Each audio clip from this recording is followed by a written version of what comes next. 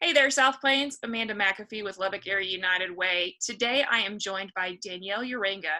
She is the Director of Marketing Communications with communities and schools on the South Plains. And they serve a real special niche in our community in that they have site coordinators that are actually in schools, both in Lubbock ISD and Friendship ISD and Lubbock Cooper ISD, but also a lot of the smaller surrounding communities and their school districts as well. And they kind of, I'll let Danielle talk a little bit about their program, but what they do is they work with students and then their families to make sure that students have everything that they need beyond just what happens in the classroom, but kind of they surround that classroom and make sure that things are going well in all areas so that kids can be successful in school. So Danielle, thanks for joining me today. How are you? I'm good. Thank you so much for having me. Good. Well, okay, so I just explained to folks that y'all are in schools, that you have site coordinators in schools meeting with students, but there has been no in public school. Everything's been happening online for the last many weeks in spring break. So talk a little bit about what that's looked like for you guys and how you've adapted your services.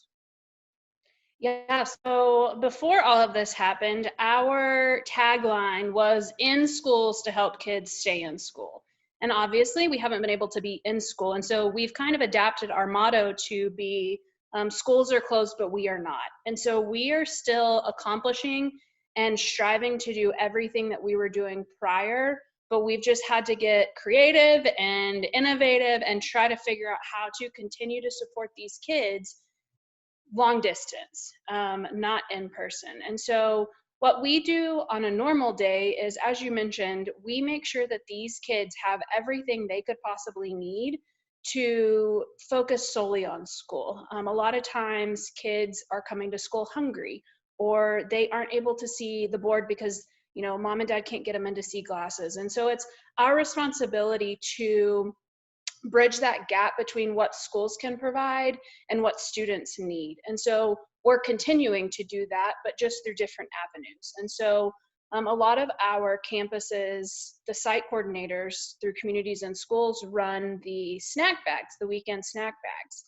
And so whenever all this happened, we took on a bigger role and we've helped to deliver these, the meals that are coming in, that students are continuing to be able to receive from the schools. And so our site coordinators are there helping put together on some campuses. They're handing them out on the days that they are handing them out. And then I've had the privilege of being able to actually deliver some of these meals. And so our site coordinators are stepping into the families that don't have transportation, or mom and dad work all day, and so the kids are home and they don't have any way to come get them. Or we've had a couple of students that are in quarantine because of COVID-19. And then we also have some families who guardians work in the medical industry, and so it's not recommended for them to come get these meals. And so bridging that gap of the schools are providing this food, but now we have to get it to them. And so we've been able to do that,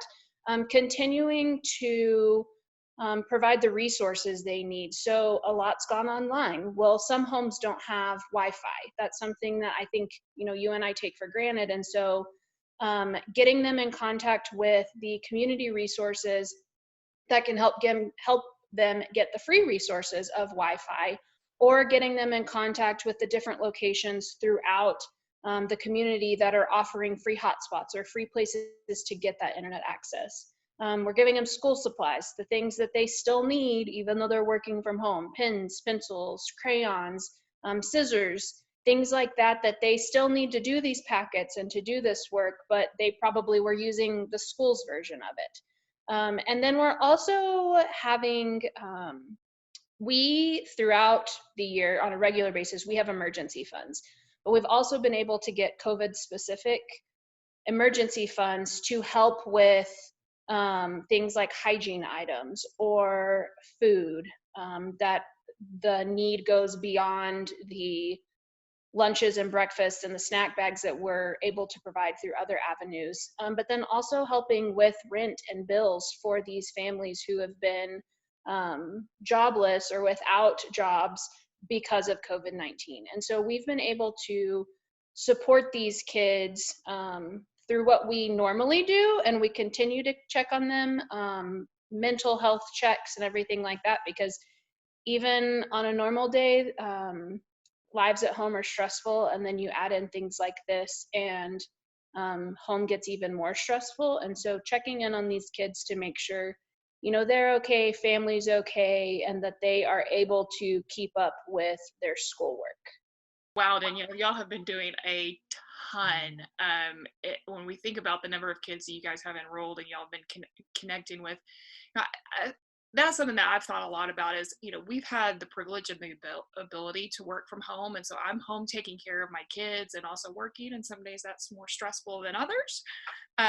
But think about the mom or dad, or maybe their job is at Walmart, and suddenly they're essential services.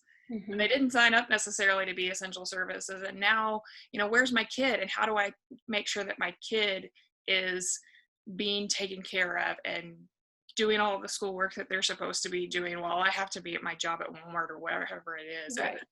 That's a different reality than I think most of our families signed up for. When we think about front lines, we always think about our doctors and our nurses and our firemen and our policemen, but this has been a whole new thing. And thinking about front lines peoples being people who may be working a minimum wage job. Right. So thank you guys for being out there and connecting with people on that. Now we're facing something new. As we're talking, it's the last week of the school year, and kids are about to go into summer, and summer's always one of those times that we get a little bit concerned about the learning loss that can happen, who's taking care of kids, food. What are some of the concerns that you guys have for your kids as we head into summer now that we've already been home for so many weeks? Right. I think that the issues that are going to be faced and continue to be faced during the summer, they're not new issues. They're issues that our kids have during the year. They're just becoming more evident and maybe stronger. So we worry about food, and we're concerned about these kids being able to eat. I have been working in Friendship ISD, and so I'm going to speak specifically to Friendship ISD. But they have graciously been able to provide breakfast and lunches for any student that needs it 7 days a week. They're not handing them out 7 days a week, but they're giving them enough food to feed them 7 days a week. And then the Tiger Bites has been able to, it's their weekend food, snack bags. And so they've been able to do that to give them a little more food and snacks on the weekend. So whenever that changes and that goes away, how are these kids going to be able to get that same nourishment and the food? We worry about, mom and dad going back to work, and it's the same thing of what are they doing? Are they out getting in trouble? Is there someone there? Are they too young? Or is there someone there to take care of them? And then we worry about the stress of their mental and physical well-being. A lot of these kids live in stressful homes, and I know that you've talked about domestic violence a couple weeks ago, and that's certainly something that we are concerned about, because on even during a normal time, we're able to check in with these kids every single day and be able to see if there's anything wrong with them, or sense if something's just off. It's become a little bit more difficult now because we're having to do it via phone calls, and but we're still trying to do that. And so moving into the summer where that's not something that is going to be as easy to do. And so just worrying about their mental and emotional well-being. You talked about the learning loss. I personally think that this situation has, made the gap of, for lack of a better term, the haves and the have-nots a little bit bigger, and moving into the summer, just making that even wider. And so it's our job to continue to try to support these kids, even when they're not in school, but just making sure that they are taken care of and ready to start school back in the fall, whatever that may look like. Yeah, I mean, and when you're thinking about kids and the learning gap that happens, and there's so many things that surround that, because I think a lot of times we think, well, they're in good schools, they're getting great education, but there's so many of those things that you talked about there that go around and are connected with that. If kids aren't getting enough food, that can affect learning. If kids aren't healthy, if kids aren't mentally healthy, if there's violence at home, if they themselves are being abused, all of these things are connected to how a child is able to sit in the classroom, or right now sit in front of a computer and learn. Mm-hmm. And if those things aren't stable, then that child is not going to be able to learn, and that gap is going to get bigger and bigger. When you guys think about the gap, I mean, that is part of what you guys are there to do, is make sure that a child is able to sit in the classroom and learn what they need to learn so that they can graduate and be successful in school and in life. Just want to talk a little bit about the ways, and I think you've mentioned some of them, but how are you guys working to close that gap? How are y'all identifying students that need to be in your program and working to shorten that gap up? Yeah, so our mission is to surround students with a community of support. And so our job is to get them the resources they need, number one, through community partners and organizations or businesses throughout our community that can provide students with resources. And then if that's not able to do it, then we have funds to help them do it. And that can be, anything from food, clothes, in the winter, making sure they have a jacket, school supplies, hygiene items. We have a big mental health initiative that has been started. It's been a little over a year now that we've really tried to push this, but making sure students are mentally healthy. And so that can be anything from a home life to being bullied at school. Some of our kids are the bullies. And so showing them and teaching them how to be mentally healthy and deal with situations. There's a student that I've had the privilege to interact with, and he says one of the best things his site coordinator taught him was anger management. And so giving these students the tools for even when we're not around them and our site coordinators aren't with them, they have the tools to make good decisions. And so just really making sure they have everything they could possibly need to just focus on school and be a kid. And I feel like I'm rambling and saying this again, but school supplies, getting kids to the doctor, getting them to, we can do physicals, we can help them get school physicals, we can help them get immunizations, we can help them get glasses. And then while they're at school and while they're in our presence, just ensuring that they have the tools they need to be successful.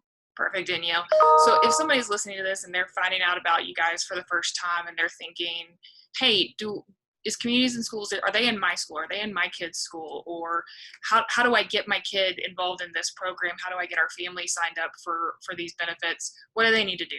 So our students on our traditional side are at risk. And so when I started working at communities and schools, I naively thought that at risk meant poor. And at risk, being poor isn't even a TEA identifier of being at risk. This is any identifier that they are at risk of dropping out. And so in order to be in our traditional program, which is our case management side, it's a referral. So that can be from a parent.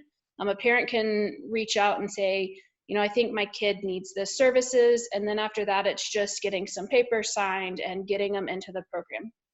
It can be a counselor, a teacher, anything like that to be referred into our program.